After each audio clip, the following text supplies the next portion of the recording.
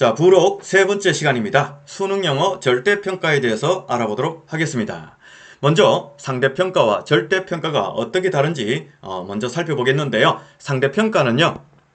자, 4%까지가 1등급이고 11%까지가 2등급이고 23%까지가 3등급이고 해서 전체 9등급으로 나누어진다라는 겁니다.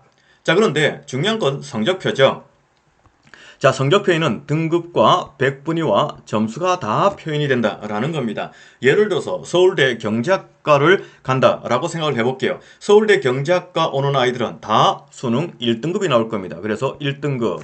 자, 그런데 10명을 뽑는데 20명이 왔어요. 근데 모두 1등급이다 라는 거 아닙니까? 그러면 10명 떨어뜨려야 되는데 못 떨어뜨리잖아요. 그럼 뭘 합니까? 뭘 볼 수 있죠? 백분위가 표현되는 거예요. 백분위는 뭐냐? 나보다 못하는 아이가 숫자로 표현되는 거죠. 예를 들어서 백분위가 자 99다면 나보다 못하는 아이가 99%니까 나는 상위 1%가 되는 거고, 백분위가 98이면 나보다 못하는 아이가 98%니까 나는 상위 2%가 되는 것이고, 백분위가 97이면 나보다 못하는 아이가 97%니까 나는 상위 3%가 되는 것이고, 백분위가 96이면 자 나보다 못한 아이가 96%니까 나는 상위 4%가 되는 아이다 라는 겁니다. 이해가셨나요? 자, 이것이 표시되는 거예요. 여기까지가 모두 1등급이다 라는 거 아닙니까? 여기까지가 모두. 이해가셨나요? 그런데 서울대학교 경제학과 10명을 뽑는데 20명이 왔는데 모두 1등급이다. 그럼 누가 잘하고 누가 떨어져야 될지 모른다라는 거죠.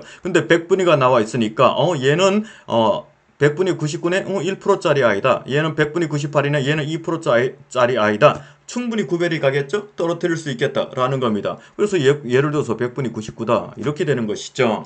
근데 중요한 것은요.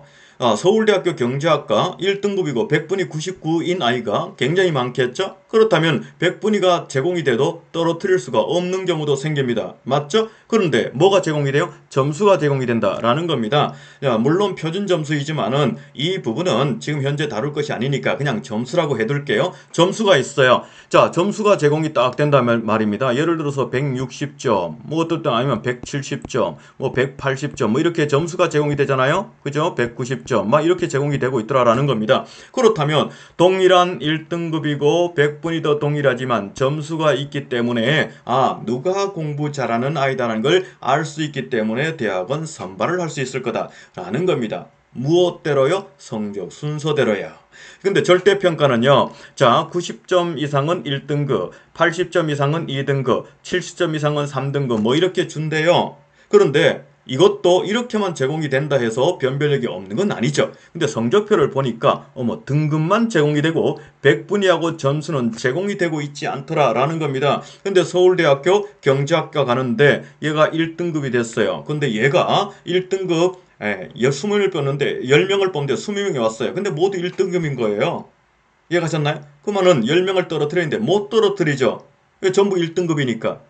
그러니까 이 절대평가는 변별력이 없다 이렇게 생각하고 있는 거다라는 것이죠. 이것이 상대평가와 절대평가의 차이인 거예요. 영어가 이렇게 적용이 된다라는 겁니다. 영어가 이렇게 상대평가였던 것이 이렇게 절대평가로 바뀌어 있다 이 말이 되는 것이죠. 그래서 1등급은 90점 이상이고요. 2등급은 8점 이상이고요. 해서 이제 9등급까지 쫙 나눠졌다 이 말이 되는 겁니다.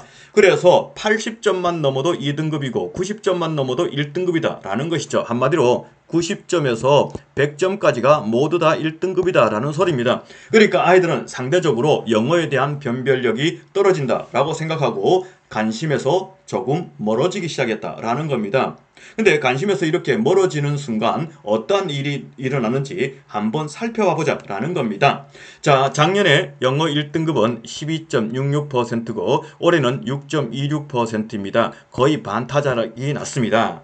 자, 그런데 작년의 데이터로 제가 설명을 드리는데 작년에 12.66%가 1등급이었었고 그 아이는 53,000명 정도였었다라고 보시고 제 설명을 들으시면 됩니다. 자, 이 자료는 실제 데이터인데요. 자, 카이스트 다니다가 의사가 되고 싶어서 휴학을 하고 재수를 했던 아이예요. 그 아이 수능 점수가 이 노랗게 된 이 점수가 바로 그 아이의 수능 점수선이에요. 자, 그리고 여기에 동그랗게 이렇게 된 게 있죠? 자, 이 동그라미 이렇게 된 거, 이렇게 된 거. 이것이 뭐냐? 이것이 바로 의대예요. 의대. 보니까 얘 점수선 밑에 의대들이 이렇게 있는 거예요. 그러면 어떻습니까? 얘는 의대를 골라갈 수 있는 거예요. 그죠? 그런데 이 의대들은 영어 등급 몇 등급을 기준으로 했을 때 이 노란 선이 이 아이의 점수선이다라고 표시됐냐면은 1등급이에요. 1등급일 때 이 아이의 점수선은 이 노란 선인 거예요. 근데 얘는 영어가 2등급이 나왔던 거예요. 그러면 1등급과 2등급의 점수 차가 존재하잖아요. 그죠? 그러면 그 점수를 빼줘야 돼요. 빼주니까 이 대학은 이 노란 선이 여기까지 떨어졌습니다. 자, 이 대학은 노란 선이 여기까지 떨어졌고요. 이 대학은 여기까지, 이 대학은 여기까지, 이 대학은 여기까지. 자, 이렇게 쭉쭉 떨어졌습니다. 자, 어떤 일이 벌어졌을까요?